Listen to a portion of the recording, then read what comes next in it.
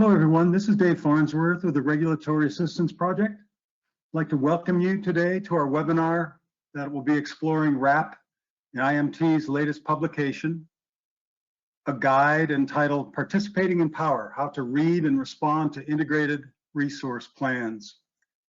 I'm pleased to be here today with staff from the Institute of Market Transformation, a sister nonpartisan nonprofit organization that works to advance public policy to improve the energy performance of buildings in the US. IMT shares RAP's goals of decarbonizing the grid and making energy cleaner and more accessible to everyone. We're here today to talk about the ways in which local government and the public can more effectively participate in the utility planning process to encourage the adoption of more clean energy and to promote greater social justice. I'd like to introduce our presenters. As you can see, we have linked to their bios for more information. But from the Institute for Market Transformation, or IMT, we have Julia Eagles and Jake Duncan. From RAP, we have Elaine, Prause, and John Shenot. And we also have an additional participant today joining us from Asheville, North Carolina, and that is Meg Jamison, who's the Executive Director of the Southeast Sustainability Directors Network. Meg will be assuming the role of respondent, and we'll hear from her once our presenters are finished with their part of the program today. Last point here, before we get started, there are a few logistical details. Because there's such a large number of you, we're going to keep you all muted.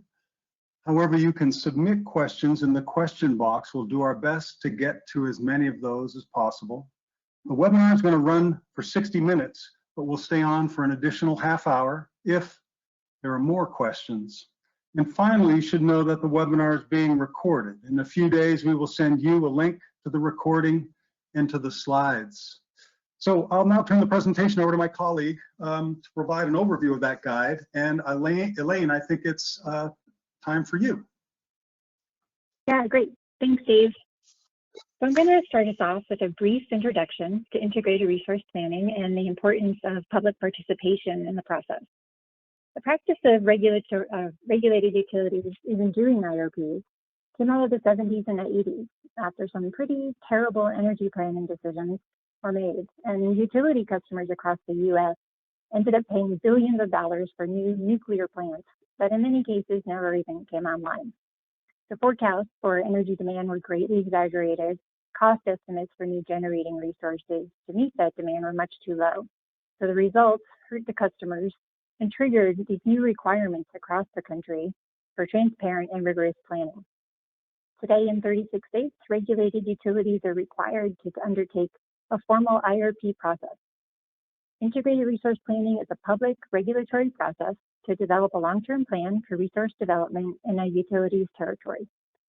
Utilities evaluate the least cost portfolio strategies for delivering reliable service over the next 10 to 20 years, while considering the risks of doing so and achieving all policy mandates and regulatory requirements. So sometimes the least costly investment, it might have greater risks, and it's ultimately not in the public interest. Not all states use an IRP in the same way. There are different levels of commission review. They range from accepted to acknowledged or approved. It's an increasing amount of support for the plan along that spectrum. And on this slide, just one final note from the graphic is that IRPs should consider a full range of feasible resource options to meet system needs. So the supply side investments like utility scale, new generating plants, and transmission options should be compared on a consistent and comparable basis with demand-side investments like energy efficiency, demand response, distributed solar and storage, as well as community resources like microgrids. So IRPs are important in many ways. Planning process provides this opportunity for stakeholders, utilities, and the regulator to engage in developing a coordinated view of the future of the utility and the roadmap to get there. This resulting plan is actionable, so there's usually an action plan section in the IRP, and it defines short-term actions and investments. And those investments will affect what customers pay, the reliability, resilience of the system, the environmental performance, and many other factors that customers care about. The plans can serve as a record for how a reasonable decision was made, just based on what was known at the time.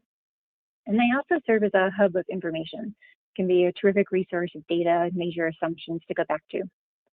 But lastly, planning does help to avoid those terrible outcomes. And the complexity of our energy system has grown significantly since the 70s and 80s. So making it even more important to have formal planning processes.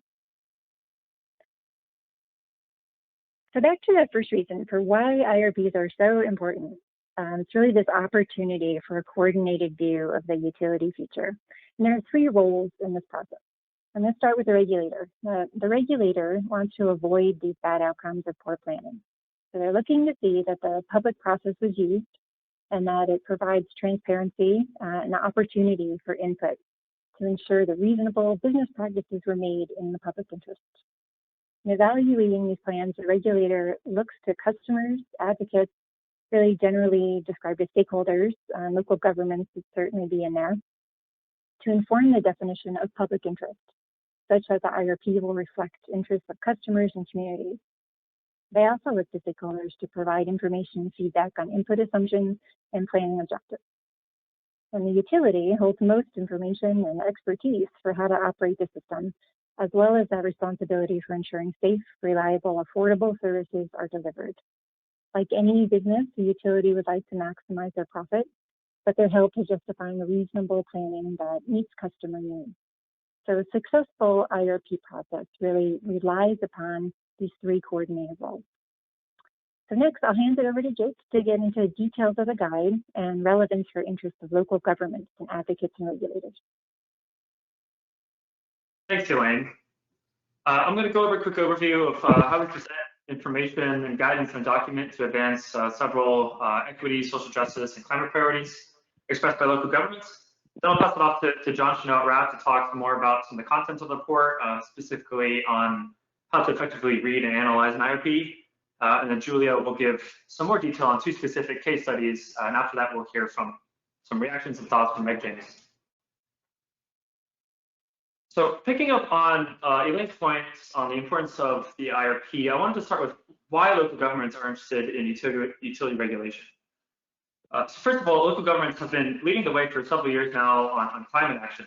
They've established really ambitious goals, they've developed plans, and are implementing some pretty significant changes over what they can control, like buildings.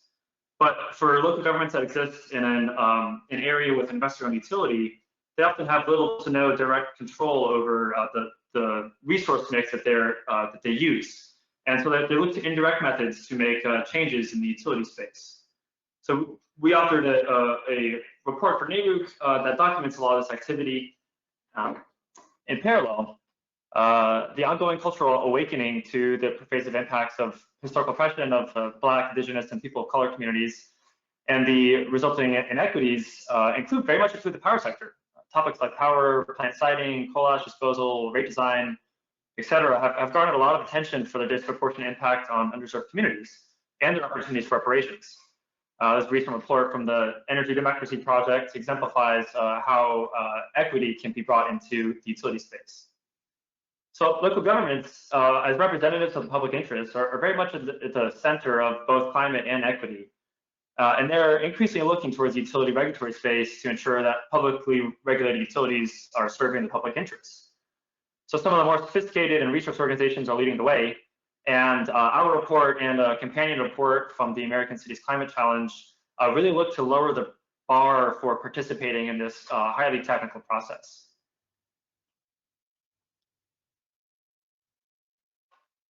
So I want to continue to cover why we wrote this guide. As we mentioned, it's written for local governments, but it's also designed to be really helpful for other advocates and regulators. But the key goal is to really help governments and others understand how to connect their priorities to utility regulatory environment and IRPs. Because utility commissions don't operate in the same way as a city council might or other regulatory body that local governments might engage with more frequently. Utility commissions are quasi-judicial bodies. The commissioner's decision-making is restricted to the evidence and perspectives submitted to the formal record. So things like really specific methodological comments can go a long way, but can be really challenging for organizations that might be capacity constrained and non-technical. So our focus is to really help local governments understand how to make an effective argument, because their perspectives can be quite valuable to the regulatory space, because local governments are simultaneously policymakers, large customers, and representatives of the public interest. So their views can help the regulators have a more robust record to make their decisions from. In the report, we cover 9 individual avenues to address a variety of equity, social justice, and climate priorities, as demonstrated by local governments and other stakeholders across the country. Now, some of these topics have been talked about a lot in the energy space before, like efficiency, but the local governments often have a unique perspective on these priorities because of their specific goals, their existing efforts, and on-the-ground perspectives, which might differ from traditional environmental or consumer advocates. Furthermore, cities are very much at the center of the balancing act between equity and climate priorities that the industry at large is really dealing with. And so for each of the topics that we included in the previous slide, we dive into a narrative that explains how the topic is related with IRPs and the utility commissioner's authority and perspective. We make the guide really actionable by including key guiding questions and relevant sections of the IRP where they might find information and data for them to respond to. And John Shenot will get more into that in a moment. We include possible requests that the advocate or government might make of the utility commission to create some concrete next steps, and include some sources for them to explore or cite so they can introduce relevant data where possible. And throughout, we include case studies of actual comments where possible, and Julia Eagles will get more into a few of those later. And finally, I just want to leave you with that this document is really rooted in the local government experience. We feature examples from several cities, counties, and coalitions listed on the left. And we are very much informed by many of the others doing great work in the space that are listed on the right. So I just wanted to, one, acknowledge all the great work that's already being done, and be really clear to everyone out there that local governments are very active in this space and are growing more and more into this role. So with that, I'll pass it off to John at RAP for more. Thanks, Jake. I'm going to give all of us a deeper look at some of the content of our new publication. I'm going to look at general information about IRP processes, what to look for in an IRP, and how to share your opinions about an IRP with a utility commission. We chose to include this graphic in our report because I think it does a nice job of summarizing the 3 key pieces of a typical IRP process, all in one picture. The first piece shows some of the common analytical elements of an IRP. And briefly, the way that works is the planners develop forecasts of the future demand for electricity. They review the resource options that can potentially be used to meet that demand. They identify goals and legal requirements that the plan has to satisfy. And then they develop different mixes of resources that can potentially do the job. So these would be like energy efficiency programs, power plants, those are resources. And these mixes of resources are called resource portfolios. Next, the planners analyze the different candidate resource portfolios, by which I mean mixes that could potentially do the job. And then they select the preferred portfolio that they believe best meets all of the identified needs. They write up a summary of all that information that they analyze, and they present a draft IRP to the utility commission or the governing board that oversees them. And our report explains all of these common elements of an IRP and how they fit together in more detail. The second piece shows how stakeholders might engage in the development of an IRP. And they can do that by directly interacting with the utility or by weighing in with comments after the utility develops a draft plan. The green arrow in between these top pieces indicates that stakeholders can potentially be engaged really at every one of the analytical steps. So I want to be clear, it's not just about them weighing in after the utility has submitted a draft plan. And the third piece along the bottom shows the typical steps for utilities that are regulated by a utility commission. So after the utility files a draft IRP, the commission may allow stakeholders to request additional information and submit their own evidence relating to the plan. Comments can be submitted and the utility can rebut or reply to those comments. In some places there will be a public hearing, but then ultimately what happens is the commission will issue a decision on the draft plan in an order.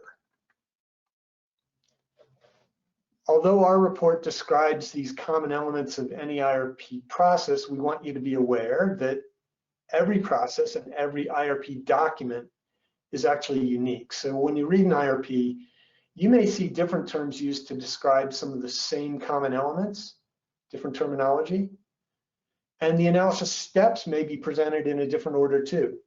And here's a demonstration of that. This is the table of contents for an IRP developed by Arizona Public Service in 2020.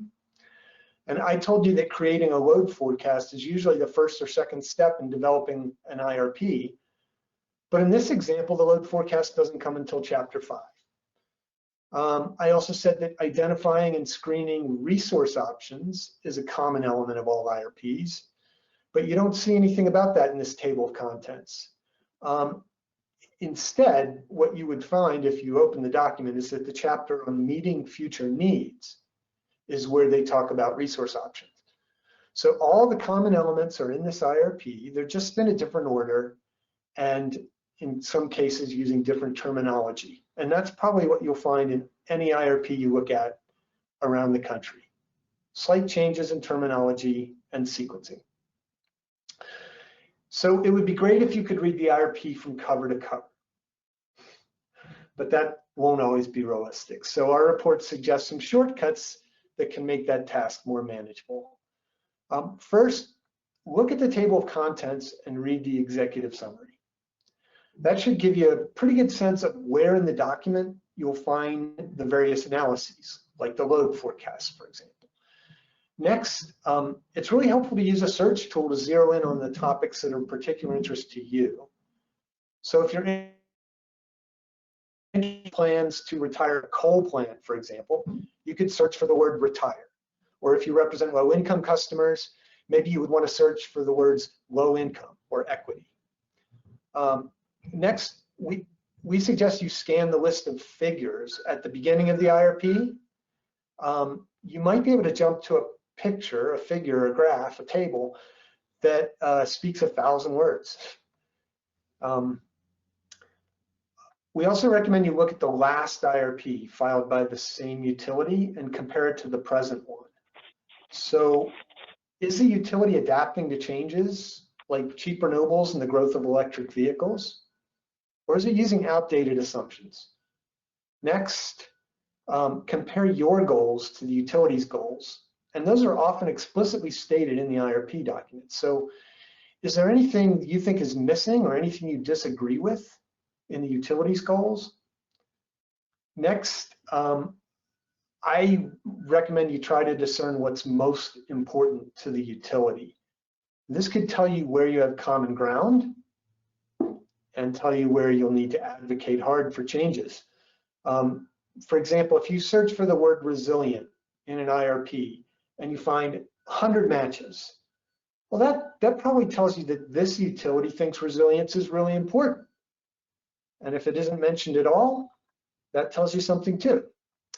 Next, if you're looking at an IRP for an investor-owned utility, you have to expect, as Elaine noted, that they want a resource plan that is good for shareholder profits. It's actually part of their fiduciary duty. But you should be looking to see if it influences how they screened different resource options.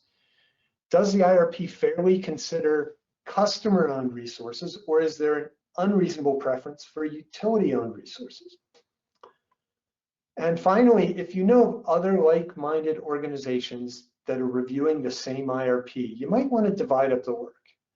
So maybe you can agree to focus on different aspects of the plan or different parts of the analysis, and then share your findings with each other, or maybe you'll even file joint comments on the draft plan. As I said, one of our tips for reading an IRP is that pictures help. To illustrate that, I grabbed this figure from a 2018 IRP for Northern Indiana Public Service Company. This utility was specifically looking at options for retiring its coal-fired power plants. And in their IRP, they analyzed 8 different retirement plans numbered across the top of the slide. The figure shows the utility's estimates for what each of those options would cost, how much certainty and risk there is in the cost estimates. They looked at whether the option might jeopardize reliable electric service, and then they looked at the expected impact on utility employees and the local economy. So there's a ton of information in this graphic, and it speaks volumes about the options the utility is considering, of course, but also the issues the utility thinks are important to analyze. So when you see a graphic like this in an IRP, you get a good sense of whether the utility is stacking the deck or playing a fair dealer based on the options they considered, the metrics they used to analyze the portfolios, and the way they presented the data. Our report also offers suggestions on how to develop comments on the record that will maximize the chance that your voice be heard. Before I go into the suggestions, I just want to note that every IRP proceeding has different requirements for how you must file comments, what format to use, and other details. So we can't get too specific about that, but we can recommend a basic approach. And it starts, your comments usually start by explaining who you are, why your opinion is relevant to the proceeding, and what your priorities are. Next, you want to be sure to summarize your key points and any specific requests you have for action in your comments. And we often see this kind of summary at the beginning of a party's comments to really shine a spotlight on it. Of course, you can always summarize at the end of your comments. Next, you should detail the specific areas of the IRP that your organization would like to see change, or any new analyses you want to see performed. So, for example, if the IRP didn't analyze any scenarios at all with high levels of electric vehicle ownership, you might request that the utility go back to the drawing board and analyze additional scenarios with lots of electric Vs before the plan is finalized. Another key thing, if you believe that the IRP doesn't conform to a legal requirement or an already established public policy goal, emphasize that. It's really important to emphasize that. These are the types of comments that utility commissions simply cannot ignore, even if they think that the utility's analysis in the IRP is basically sound. And then lastly, we recommend you try to learn the language used by utilities and by regulators, and use that language in your comments. So for example, utility commissions attach a specific meaning to terms like public interest, just and reasonable rates, and least cost considering risk. If you use their jargon appropriately in your comments, you'll probably have a better chance to influence the final IRP. I'm going to hand it over to Julia Eagles from IMT now, and she's going to share some of the case studies included in our report. Great. Well, thanks, John. Yeah, so as John just said, I am going to focus on 2 specific examples, particularly from the equity section of the guide. So we're highlighting these examples because we think these are sort of unique and emerging topics in this space. You know, Jake gave the rundown. There are great examples on advancing clean energy priorities in the guide and some of the resources we mentioned, but we think these are some particularly interesting examples. So as we spoke about earlier, there needs to be a clear tie between what parties or interveners or stakeholders getting involved in an IRP, the issues that they bring up need to make a clear tie with what is at issue in the proceeding. So it's important to make this case for the relevance of equity up front. It hasn't necessarily been a topic that's traditionally included or considered in the PUC's mandate or mission or the rules related to IRPs, although that is changing in a number of states, and we include a few examples from those states in the guide that you could reference for examples for your commission to look to in your engagement or comments. And then a good opportunity is to make a connection to the concept that John just spoke to of public interest. So that's fundamental to PUC decision making. But it's important to point out that the public is not a monolith, and it's important for the commissioners to consider the ways that different communities and consumers are impacted differently by their decisions. So next slide, I'll speak to the experience that IMT had providing some technical assistance to the city of Minneapolis for their engagement in the Xcel Energy IRP. And the city of Minneapolis overall wanted to make it a priority to center equity as a part of their planning process. So this involved thinking through the various components of equity in this context. The first being procedural equity, which is thinking about who's involved in the decision-making process and how to make that process more inclusive and accessible. Minneapolis did this, sort of modeled this by engaging community members in the process. So they held workshops on resource planning. They sought input from community groups and included that in their comments, and really made an effort to do more education and engagement of their own constituents who they represent as a part of the process. Distributive equity is ensuring that the benefits and the burdens of the energy system are distributed fairly across all segments of communities. So Minneapolis included some data on ways that access to and participation in some utility clean energy and energy efficiency programs wasn't available to all customers, or ways that certain customers were not necessarily being served by that. And then made recommendations about ways that that could be addressed in the resource plan by things like including more distributed renewable energy that could help build wealth in communities and provide job opportunities and training.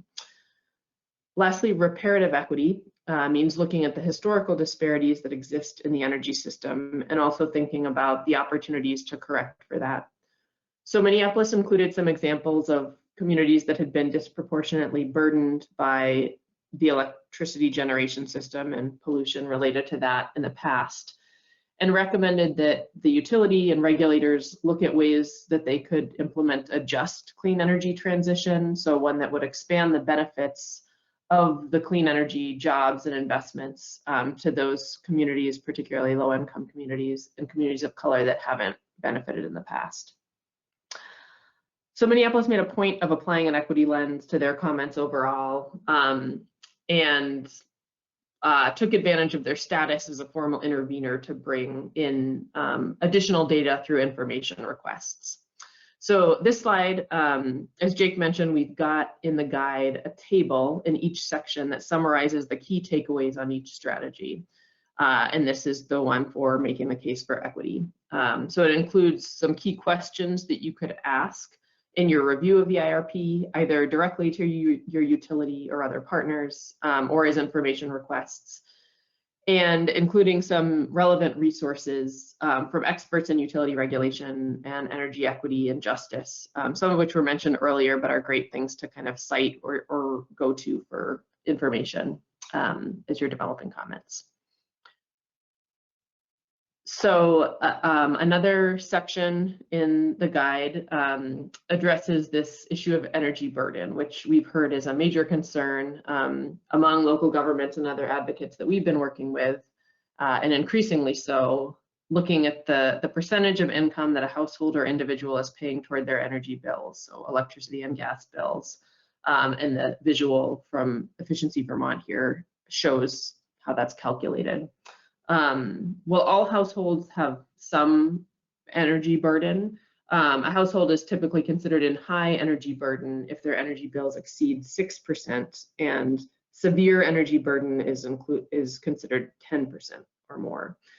So there's an icon here from ACEEE that shows that the median energy burden of low-income households is 3 times higher than that of non-low-income households. So that really demonstrates how this is an issue of economic inequity. The level of energy burden that some households experience. So local governments can bring a really important perspective to this from their on-the-ground insights. And the city of Charlotte, North Carolina is one that really made this central to their comments. So the city received technical support from World Resources Institute and Rocky Mountain Institute in their engagement in the Duke Energy IRP. And they included these maps from GreenLink Analytics. They're called the GreenLink Equity Map, that shows the patterns of energy burden in the city. So you can see the areas of dark purple are those with high energy burden, and that represents approximately 120,000 residents in Charlotte, or a pretty significant percentage, 31% of the population. So using that data, the city focused their comments on speaking to what they were doing through the city programs to address energy burden, things like employment programs, and really doing what they could to promote the utilities the utilities efficiency programs, particularly to those energy burdened households. They also requested that Duke update their IRP scenarios using a recently approved utility cost test that includes more around customer benefits in evaluating cost effectiveness. And there's more detail in the guide itself on that cost effectiveness screen and for energy efficiency programs. So this IRP is still under review, but outcomes are to be determined, but that again was a key theme from Charlotte. So again, this is an example of the actionable takeaways that we include in the guide on addressing energy burden. And I did just want to say that we included these case studies that happen to be from cities that are part of the Bloomberg American Cities Climate Challenge, which IMT is a part of. But we really designed this guide, with some of the lessons from those cities to help those communities, local governments, other advocates who are newer to engaging in the IRP process, maybe have less experience, but again, I really try to make it an easier and more accessible process. So lastly, from me, I just wanted to review some of the key takeaways from the guide for this audience. Our intent with this guide, again, was really to help stakeholders who are interested in climate and equity issues in particular to understand the importance of the decisions made in an IRP around utility investments and programs. IRPs offer an important opportunity to bring that perspective and evidence from local governments and other stakeholders in front of the utility and regulators. And the IRP process really benefits from having that robust and diverse input. So we're really encouraging utilities, regulators, regulatory staff to do what they can to encourage and facilitate more stakeholder participation in the process to bring that perspective in. And I think I will hand it back to Dave here. Thank you, Julia. Thanks very much. So before we take our next step here, I just want to encourage folks to continue sending in their questions in the chat. We've received a few, but welcome more of those. Thanks, Julia, and thanks to our speakers. Now we're going to hear from Meg Jamison, who's the Executive Director of the Southeast Sustainability Directors Network. She's going to provide a response to what she's heard. And Meg, I'm going to hand it off to you.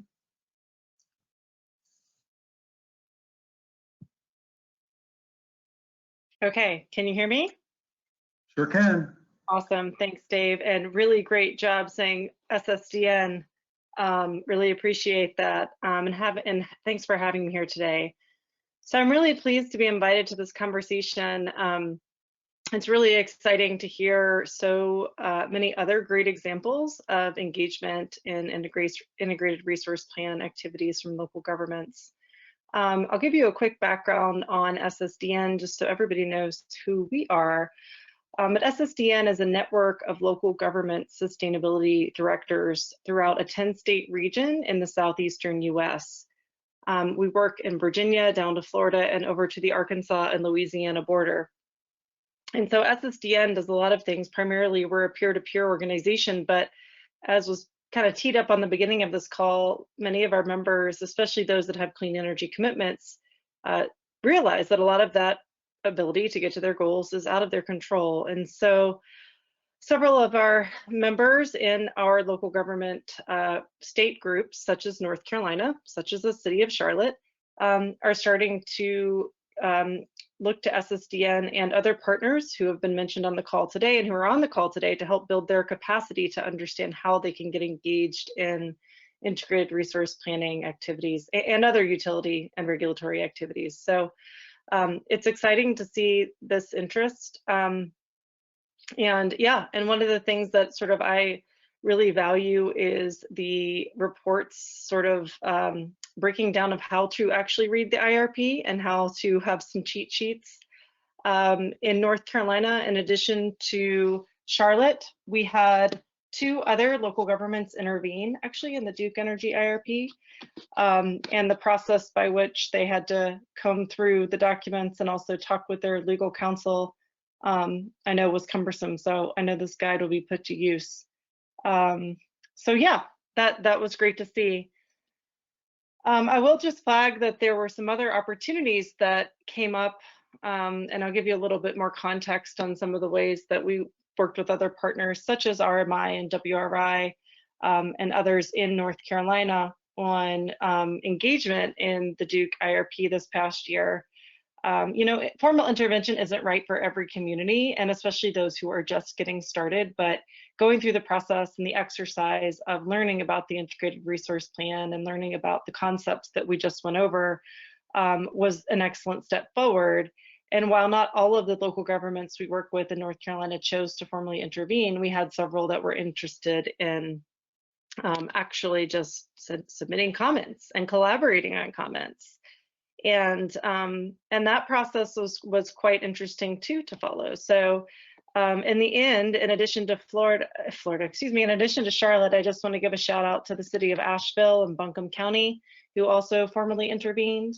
And then we had 12 cities and counties sign on to a group letter.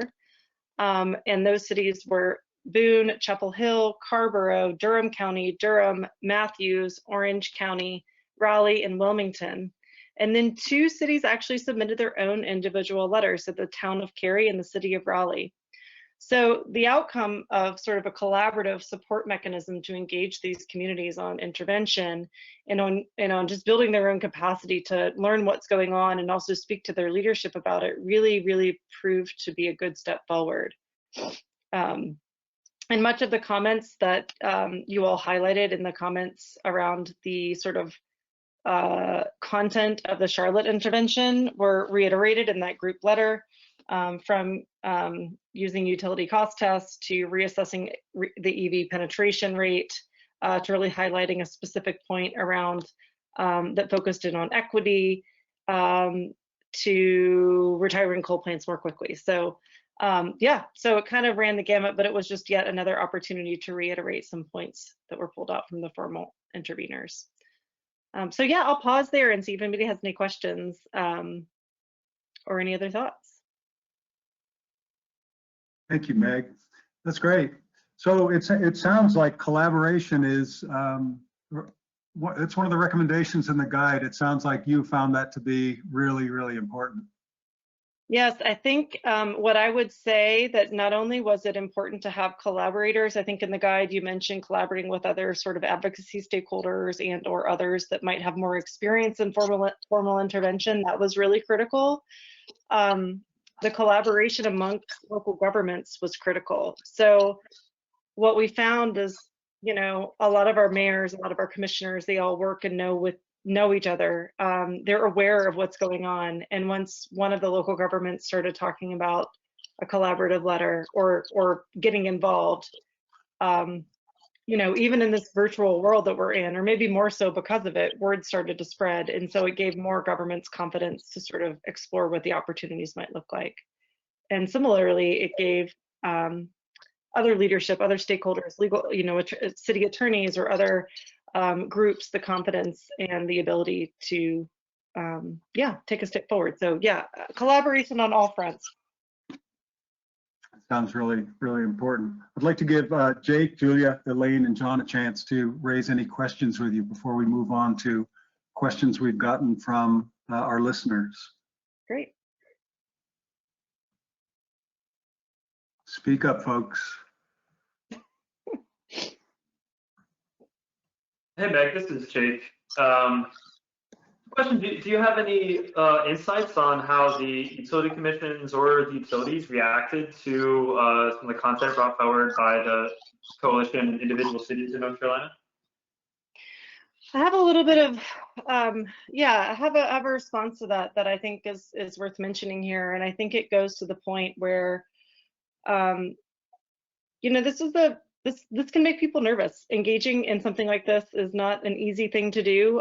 You think you might have to have the technical chops to get started. You think you need to have the political will and the leadership to give you the go-ahead. Of course, there are a lot of hoops to jump through. There's a lot of knowledge you have to gain. And you know, it honestly can be viewed as another reason that you can look to utility as more of a challenge rather than a partner. And I think part of this process was getting our local governments and who are involved in this process to look to really view this relationship as a partnership. As we've talked about, you know, they're a large energy customer, they're policymakers, they represent their constituents. There are many, many reasons why local governments need to be in the room. And if anything, I think it strengthened the relationship between Duke and the local governments, even though the local governments weren't necessarily saying everything that, you know, not everybody agrees on every point. But subsequently, it's allowed more of our local governments to come to the table and participate in different stakeholder opportunities that Duke and the Utilities Commission in North Carolina have established since then. So, you know, I think honestly the response has been positive, and I think it's done a lot to continue the relationships. Thank you, Meg. Any other questions from the presenters? If not, I think I'm going to move to our audience questions. Elaine, I think this is a question for you. Are there different methodologies used for resource planning regarding the uptake of distributed energy resources? Yeah, you know, Dave, I would say I've seen a couple different approaches to including DERs in IRPs, and actually maybe three, because maybe, you know, there are two approaches and maybe a third is like a combination of those two. So, you know, maybe a first approach is to do an external study to the IRPs. It's just focused on DERs, and it's focused on forecasting adoption of DERs, so solar, storage, even EV charging, demand response. You know, how customers will be forecasted to want to participate in programs and take on these technologies. So it's a lot about adoption curves and technical adoption rates there. And then, you know, once that forecast is determined, there's usually like a base, a low, and a high. And those three cases or so are then input into the IRP as a resource. The other approach would be to model those resources individually, you know, come up with the general characteristics for those resources, like the cost, the performance, and then have the IRP model select the resources, just like they would select, you know, utility scale resource. So it's kind of, you know, maybe the combination of the two would be for like energy efficiency. I know Pacific Corp, as an example, they do this cost effectiveness selection, but then for other resources, it's forecasts that they then input in there, like private generation. So the combination of approaches out there.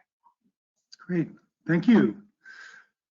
Jake, I think this is a question for you. It relates to, it seems to me, some of the publications that you put up on one of your slides when you were talking earlier on.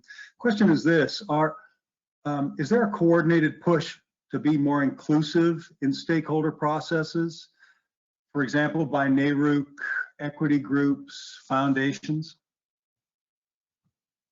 Thanks, Dave. Yeah, that's a great question.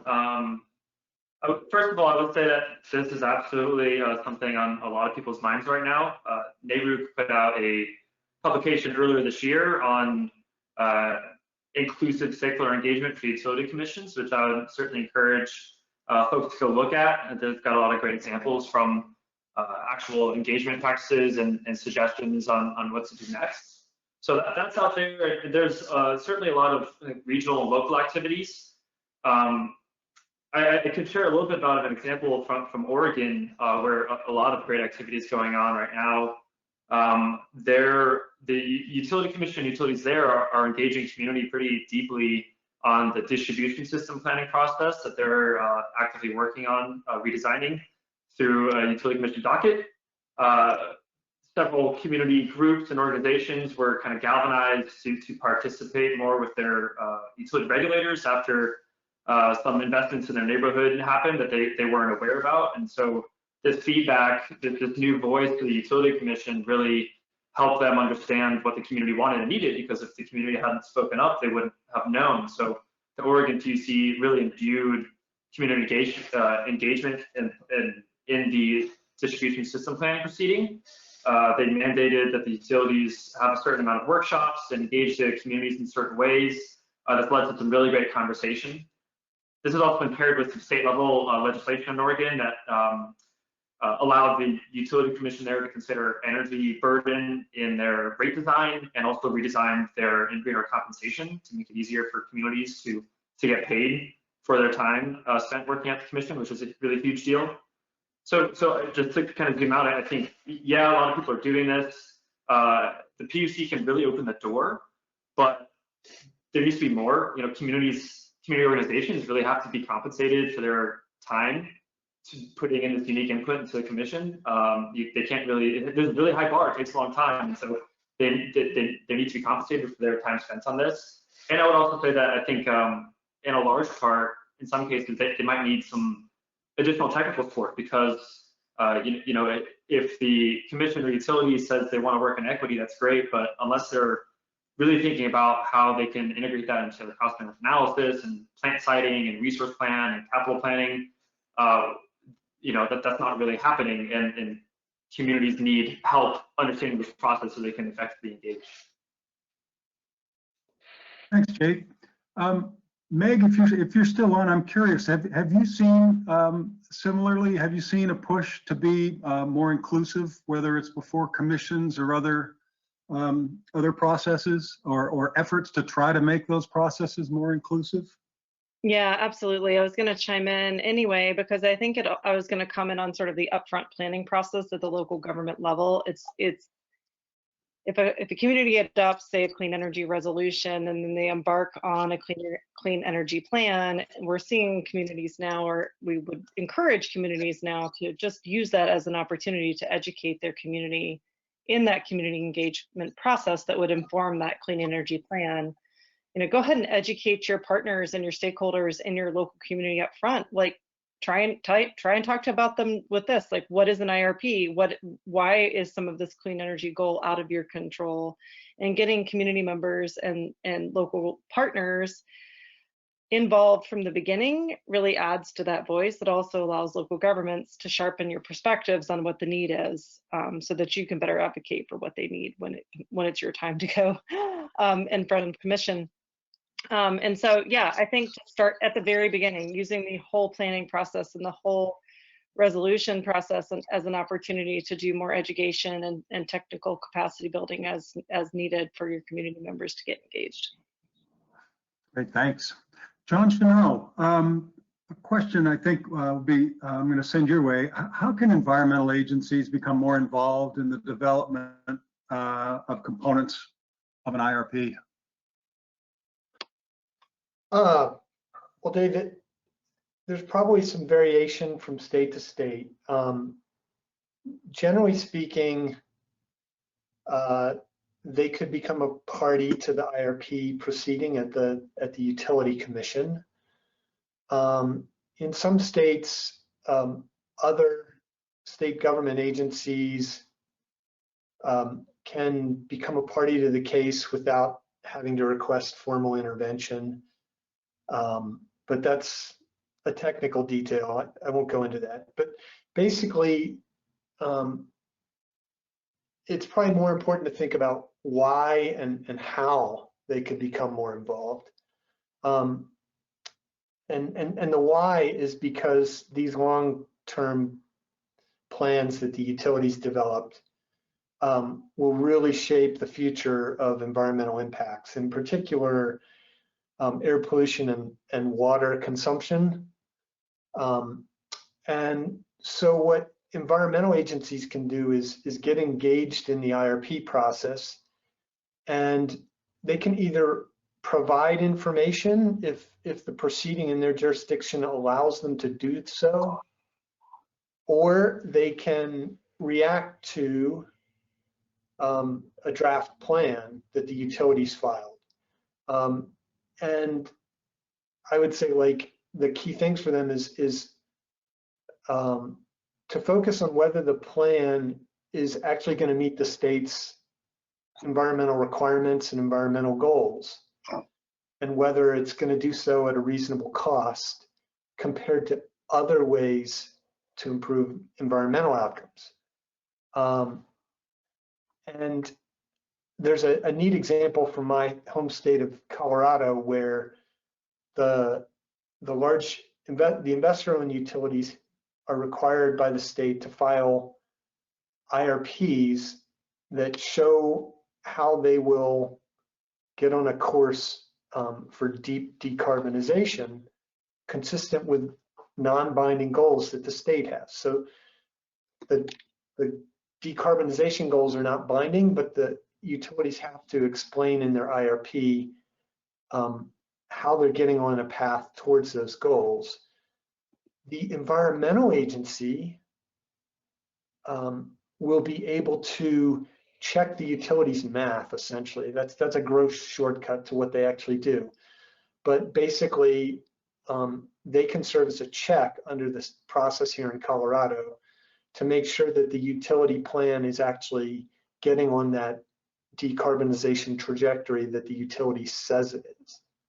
So that's just one example, but that's what I would say. It's mostly going to be focused on environmental requirements around air pollution and water consumption. Thank you, John. So I'm going to toss this question to Julia, but I'd like to know what others think, so feel free to weigh in. Julia, here it is. Interesting question.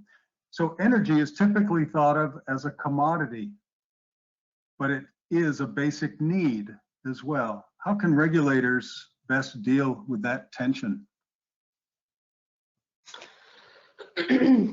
Yeah, that's a great question. And I think another one, a lot of folks are thinking about. And I do think the COVID-19 pandemic and the economic insecurity associated with that, and just the number of folks sheltering in place, being at home all the time, really did highlight that even more so in terms of the ways that utility services are really essential for just health and safety, daily life and working, school, etc. So yeah, one of the resources that comes to mind and that we've looked to on this is from the National Consumer Law Center, and they worked with a number of other partners to put out a roadmap to utility service as a human right document. So that's a really good example that, again, speaks to this issue, really highlights some of the examples and solutions that were implemented to address this during COVID. So things like shut-off moratoriums, figuring out ways to forgive or address arrearages or, overdue bills when those moratoriums ended. So I think there's some real lessons to look to for how regulators have been addressing that again in the midst of the pandemic that we might apply more broadly. And just another example of where this is coming up that comes to mind is where commissions are looking at reliability or service quality metrics, which again is kind of part of that core reliability function, but tracking that more specifically by zip code or geography to understand if there are particular areas that are experiencing that, more shutoffs, more outages, acknowledging that the impacts of lost service can be vary depending on the customer, and those with more severe health issues or other vulnerabilities are going to experience more health, economic, kind of general wellness impacts from an outage than others. So I mean, just another space where that's definitely coming up and being measured and considered by regulators. But yeah, I'd welcome if other panelists have thoughts on that as well. Yeah, sort of lightning round responses. Others have any observations to make on this topic?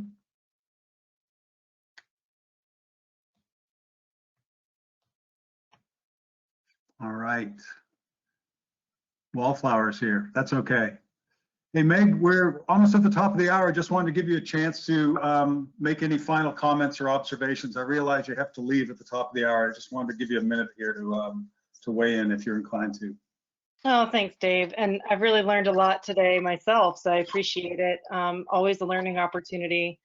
No, I just would say I encourage everyone to, not be intimidated by this. This is in some cases, as we kind of just highlighted, it can be life or death situations, and also the advocacy sort of mindset is not something that we need to shy away from. There's a lot of power that can be harnessed from your voices in local government, and it just looks a little bit different. So I appreciate you all putting together this resource, and I encourage everyone to use it and reach out to your peers and your partners for support. So thanks so much for having me. I really appreciate it.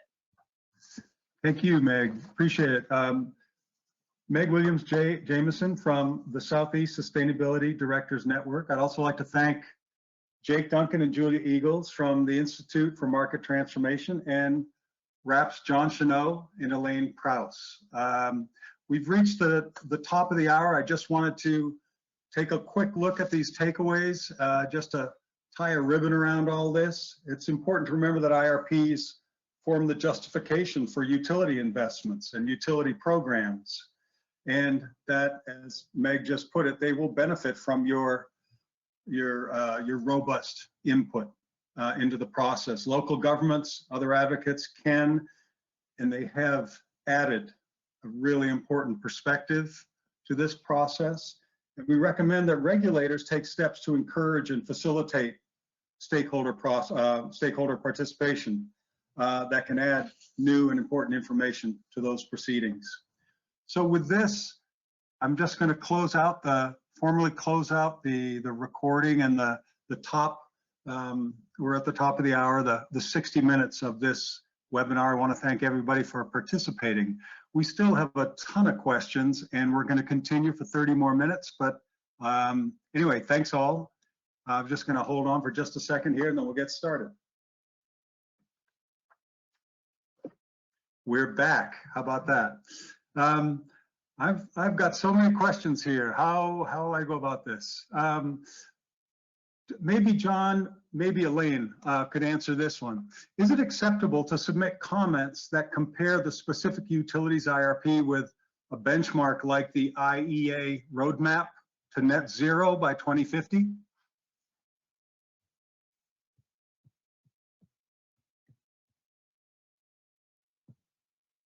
I'll give that a shot. This is John.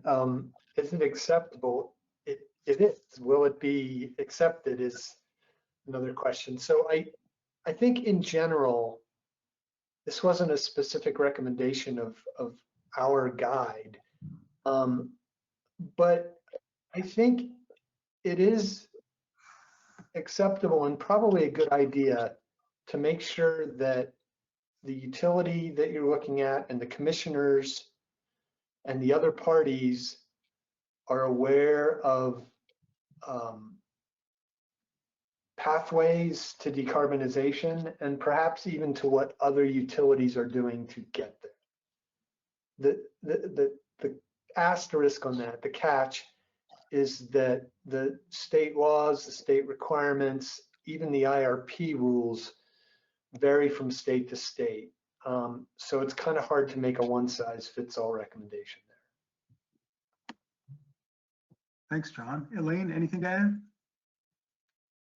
Sure. Well, it's always helpful and informative to bring other sources of information, so other examples, to maybe ask questions and just make sure that the utility is thinking of, maybe different approaches, different assumptions. But yeah, like John mentioned, really focusing on the specific utility service territory might be more effective. Although bringing more information is never turned away. Great, thank you. Maybe this is for Jake or Julia. How much does a lack of electrical engineering expertise impact the participation of the public and public interest representatives? And how can this be mitigated? I'll jump in briefly and Jake can weigh in as well. I mean, I would say, you know, a resource plan certainly can seem intimidating, that it would require engineering expertise, and there's a lot of engineers within utilities that work on the resource plan, but it certainly doesn't require that to analyze or weigh in. I think one of the issues, and it gets to one of the key takeaways just on kind of access and participation, is, you know, how do we present that information in a way that it doesn't appear to require an engineer's training or background to read and understand. And there's a trend of, you know, utilities and commissions doing more stakeholder workshops around IRPs. Where I'm based here in Minnesota, a number of the advocacy groups have also done their own versions of IRP workshops. We did that as part of the work with Minneapolis. So really trying to break down, you know, again, similar to what we did in the guide, where the key pieces of information here, why is it important to the things that you care about? And yeah, that all, you know, while there's a certain legal standing in a lot of places required for formal intervention, there's also that opportunity for public comments in most jurisdictions as well. And those don't have to be, I mean, those can really vary. There's even places where those have been, you know, video comments or, you know, comments in other forms. So I think that to the last question too, on just, you know, net zero goals or bringing that kind of evidence and information into the proceeding, I think that has motivated a lot more groups to participate, and is definitely the kind of thing to bring forward. Just one other thing on that last question, and then I'll hand it to Jake, but I was going to mention that a number of the utilities, whether it's in the resource plan or not, have made some version of a carbon goal that oftentimes aligns with science-based targets, or, you know, the commitments made in the Paris Agreement, which some of that may be updated now. And so definitely, I imagine they would include that in the IRP, but definitely look to what your utility or other utilities have committed to voluntarily in terms of carbon goals, and what they would have to do to help us meet targets nationally, and see if, you know, the IRP is really where the rubber meets the road. So are they doing that in their resource plans? Great. Others? Any observations to add? Yeah, this is Jake. I've got one thing to add. First of all, I think Julie's answer was great, but back to the question about, do we need electrical engineering experience? First of all, I don't personally have any electrical engineering experience. So I think the thing here is to not try to out-engineer the utility, because will never happen. They have a large engineering staff and access to information that will never be, is unlikely to be public and accessible. So instead of thinking, you know, how can I provide new engineering analysis or thoughts, I would encourage the mentality to be more of, what perspectives, what ideas do I have that the utility doesn't have? How can I present that in a way that invites them to take a step towards what I'm presenting, so that they can use their vast engineering experience and data to flesh that out in a way that I can't, whether I'm a local government or advocate or anyone else. So I just wanted to encourage that framing as opposed to, you know, engineering versus engineering analysis. Thanks, Jake. I'm going to toss this out, and you all jump in as you see fit. I like this question because it connects what IRPs do and what cities are trying to do. Here's the question. How much flexibility do utilities have in the criteria used to evaluate options as they propose an IRP? Are the models of IRP processes incorporating local government preferred non-traditional criteria that might be models for other communities to try and advocate for in their own IRP processes?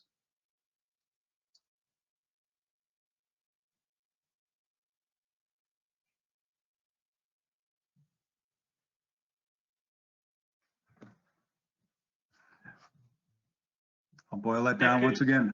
Yeah, could you repeat that, please? Yeah, happy to. So how much flexibility do utilities have in the criteria that are used to evaluate options they propose? And are there models in IRP processes that incorporate local government preferred non-traditional criteria that might be models to incorporate into an IRP process? So, I mean, Dave, I can talk at one, toss out one thought here is first off, commercially available would be certainly one limitation where utilities will need to really think through how they're modeling viable resources. But then the resource model selection process is, there's looking for that, solving for that least cost, least risk approach. There are also ways to, sort of hardwire, you might say, like a scenario to test out some maybe specific resources. They want to see how those resources impact the rest of the selection of the portfolio. So I think there really is quite a bit of flexibility, and that is also where having public input is really helpful in defining some scenarios and then helping to define types of resources that they'd like to see as options. So that's just a start maybe to an answer, and I'm sure others have some good input to add too. Thanks, Elaine. Please jump in, folks. This is Jake again. Yeah, that was a great answer, and I think an example that exemplifies that a little bit of switching software, for example, that has different capabilities, different priorities. Julia can add a little more procedural history from what's happened in Minnesota for several years, but between the last two IRP cycles, the utility commission there directed Xcel Energy to switch modeling software. They were switching to a new software called Encompass, which can model things differently and kind of represent renewables in a way that stakeholders like more, and it can represent demand-side resources as a competitive asset compared to traditional fossil fuel plants, things like that. Things that stakeholders, including the city of Minneapolis, had asked for in the previous IRP cycle. And so while that IRP is, the current IRP is the first one using that, it's still very much underway. This is definitely an example of how there are options out there for the analytical side of things, how the utility can switch their modeling processes, and how non-technical folks like the city of Minneapolis can contribute to the conversation that leads to those changes. Thank you, Jake. And I would just add to that, maybe not as related to the technical modeling necessarily, but what the utility is looking to in their just assumptions around, for instance, distributed renewables growth, or utility scale, utility owned versus rooftop or community solar gardens. I mean, one of the key things that we did with our engagement in Minnesota with not just the city of Minneapolis, but a coalition of 30-some local governments within Xcel's territory was really to highlight their shared renewable goals. So, showing in total, between whether it's a 10% in-boundary goal or a certain, megawatt number of renewables that the city was setting as what they were hoping to achieve. That's not necessarily something the utility is going to model or is required to show, in terms of compliance with the renewable portfolio standard, but it's going to be that kind of bottom up. Here's what local governments are going to do what they can to, advance through policy or siting decisions or around new development to really encourage that. And the utility should plan for this level of distributed renewables coming online and adjust their assumptions related to that or to reflect that. So it's also an open docket, so there's not been the final decisions on that. But I would say that was a good way to kind of highlight some of the local government preferences around resource types. And some of that was supported by the proposals of some of the renewable advocates or renewable companies in terms of, again, how those resources are treated in modeling. And as Jake was mentioning, with that shift to the new modeling software has, more capabilities to consider that. So, I mean, that's just something to be aware of or look to is, yeah, what modeling software is your utility using, and how does that treat different types of resources, particularly distributed energy resources. Thank you. Here's another question I would toss out to you all, and feel free to jump in. Is it really worthwhile to submit comments? In Michigan, I would say that comments are never cited or even acknowledged in P4Ds, proposals for decision, and orders. Full intervention and expert testimony seem to be the only way to be taken seriously.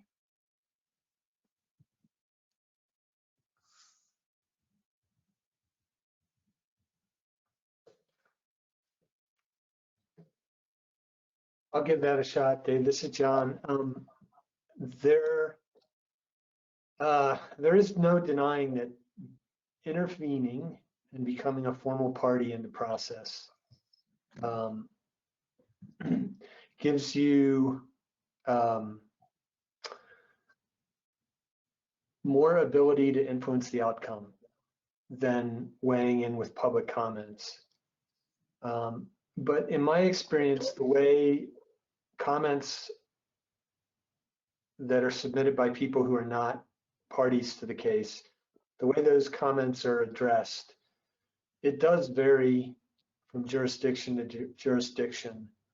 And I would be the first to agree that they don't carry a lot of weight in some places. But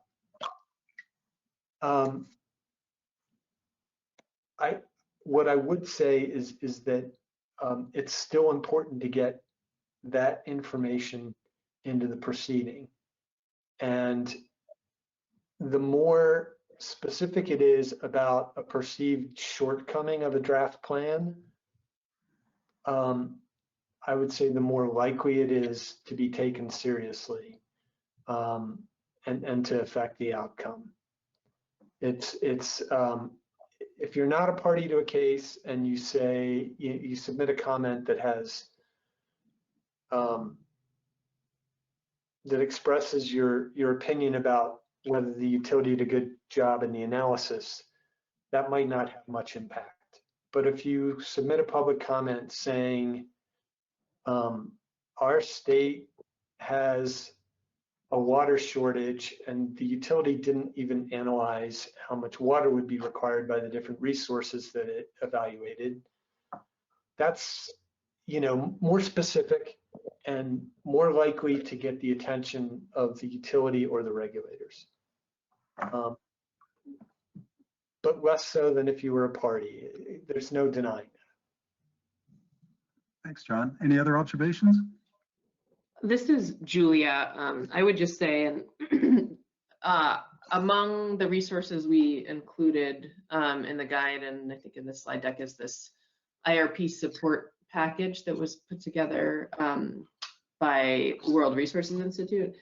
So I guess just to put a different spin on the answer there is that, I mean, comments certainly aren't the only way to engage. And that guide and some of the things we speak to, or rather the support package in our guide, is that there's a lot of, there's other informal ways that local governments and other stakeholders can participate, whether it is setting up a meeting directly with the utility, or there's been a lot of public comment campaigns, which I think that while the details maybe are looked at less than in other comments, there is sort of an acknowledgement of just quantity, that I think that has been effective to just sort of raise the the attention of the public to these proceedings overall, which does get on utilities and their regulators' radar. But I would say, don't only rely on comments, I guess, is a way to engage. There's a lot of other ways you can participate, or you should really look to those. We had some of the stakeholders we were working with set up a meeting again with utility staff and have conversations with other folks who were formal interveners to ask questions of them or even make recommendations for what they might, again, how they might amplify or kind of bring into their comments and their intervention some of the issues that those groups that don't have the capacity or resources to be a full intervener, that what their priorities might be. Thanks, Julia. I'd like to underline that last point you made, because that's something that came to mind as I was thinking about this question, and that is not as a result of written comments, but as a result of participating in public hearings. I've seen the state's public advocate go and talk with commenters at public hearings, people who are just citizens coming in making comments, and who have followed up on points raised there, because there are local conditions that could affect decision making that maybe the utility commission, maybe the utility are unaware of, and that could be really important. So making that connection with others who are formal participants is useful. Thanks for those comments. Elaine, here's a question for you, I think. How should utilities be required to measure capacity contributions for intermittent renewable resources?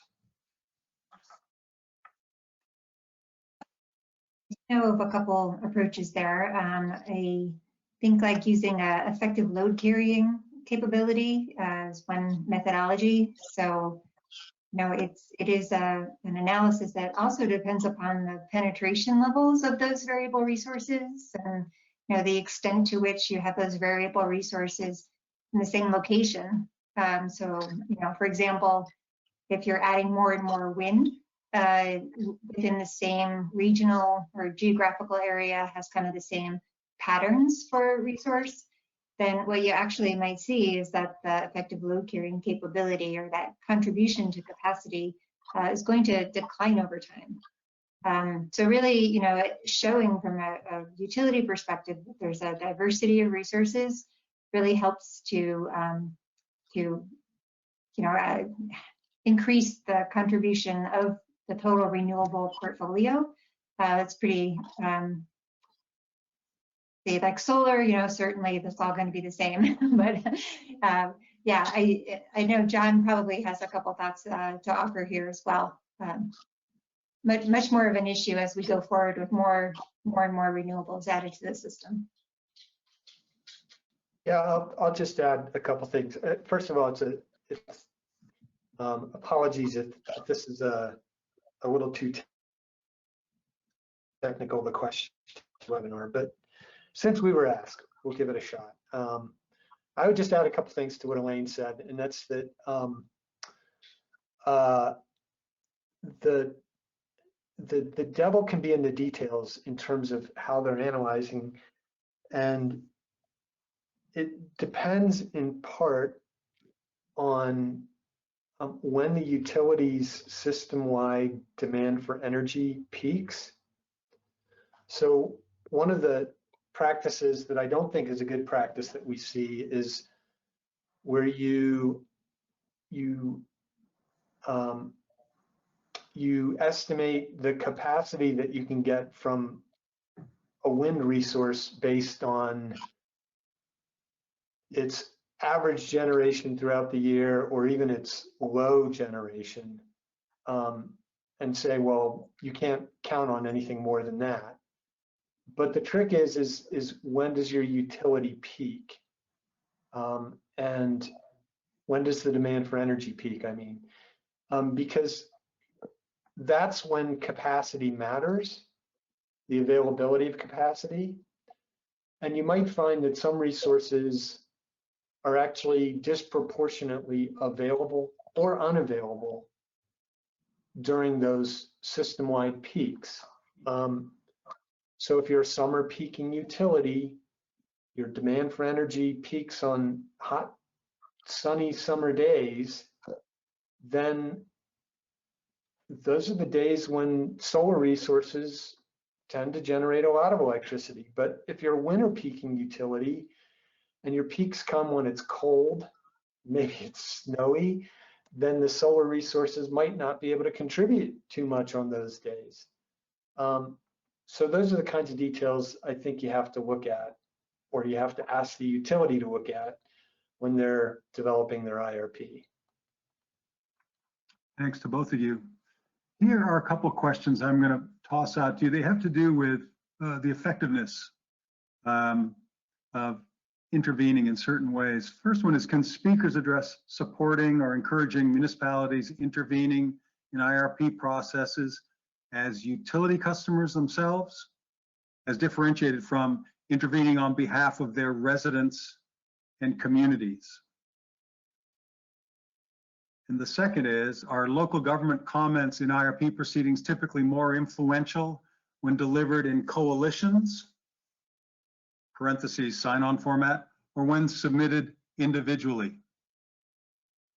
So what's more effective, coming in as a utility customer or on behalf of the citizens in your municipality?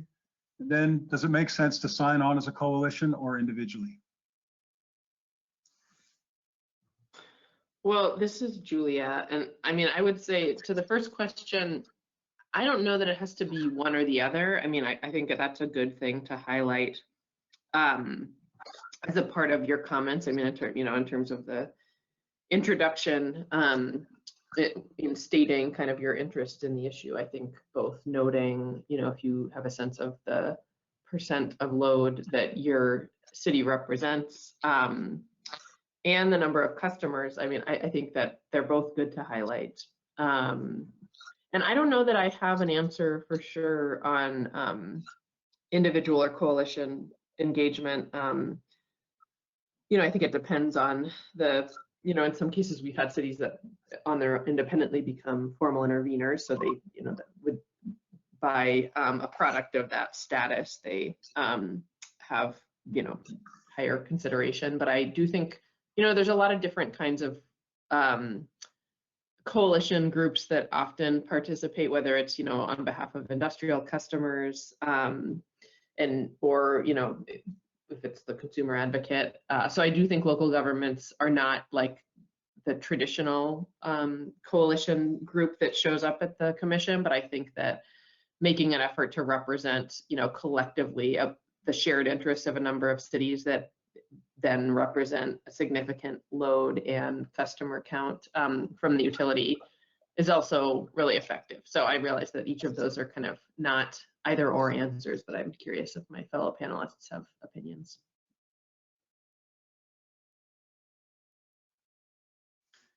This is Jake. Just one thing to add to the first question about coming forward as a large customer or a representative of the citizens. I think Julia's answer was good. I think just one thought to add is that one option might be to delineate those roles according to what you're asking for. So you could say, City X is a large customer of utility. We represent 10 megawatts of demand, and we want our energy to be clean 24/7. So it would be great if we had a 24/7 clean tariff or something like that. And then you could say, we're also representatives of the citizens, your ratepayers, and our citizens are energy burdened at this level. Here's a map showing why or where, and here's some documentation of what they've told us about it. We want you to prioritize addressing energy burden. So that's one option, is just to kind of segment it according to your specific asks. But I also agree with what Julia said, and I don't think there's any reason why you couldn't or shouldn't just be all of the above as well. Thanks, Jake and Julia. So here's a nuts and bolts sort of question I toss out to all of you. What does the panel recommend for utilities to use as a cost for CO2 emissions 5 and 8 years from now?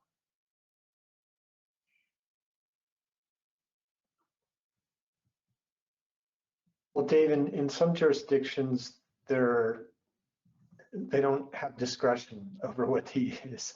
It's written into state statutes or regulations, or into a commission order giving them guidance on how to do the IRP.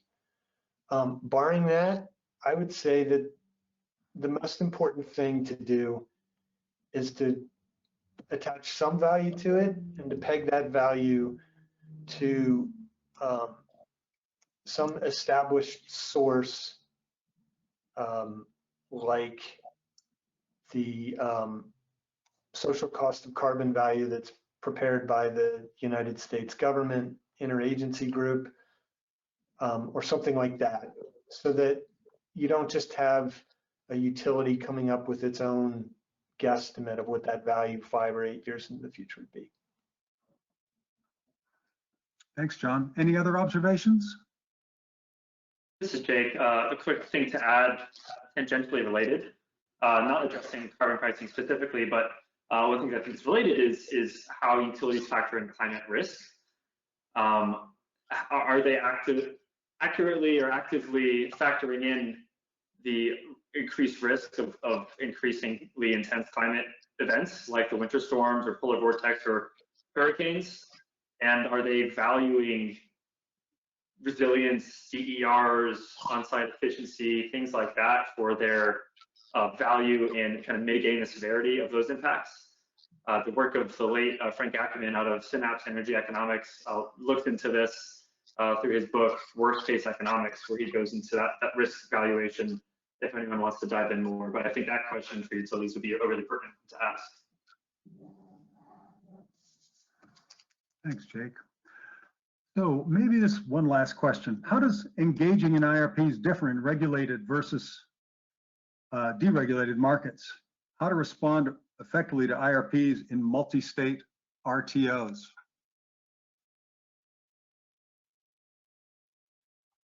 I saved the easy one for last. I'm willing to give that one a shot too, Dave. It does depend on what the questioner meant by deregulated. That's kind of a vernacular term. There are a lot of states that I would call fully deregulated, where the utilities no longer own large power plants. In most of those states, utilities are no longer required to file IRPs either. The more interesting case is what you might call partially deregulated or restructured states, where the utilities are still allowed to own generation, but they participate in organized wholesale electricity markets. And in most of those states, commissions still require utilities to file IRPs. The fundamental difference between being in a market and not is, in either case, utilities are generally responsible for showing that they have adequate resources to meet customer demand for energy. But if the utility's in a market, market purchases can be part of the solution set. And being in a market can also shape sort of the process for implementing the plan, because it might shape whether competitive procurement processes are required or allowed.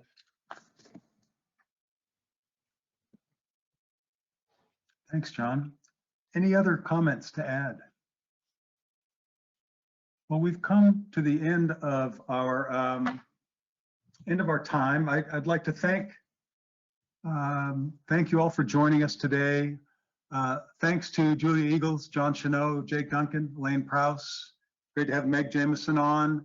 Also like to thank Donna Rutkowski and Alexandra Laney, who are the comms folks at RAP and IMT, respectively, who whipped this into shape and made this go as smoothly as it has today. Thank you all for joining this. We will be contacting you shortly with a link to the recording and a copy of these slides. I hope you enjoy the rest of your day. Thank you all.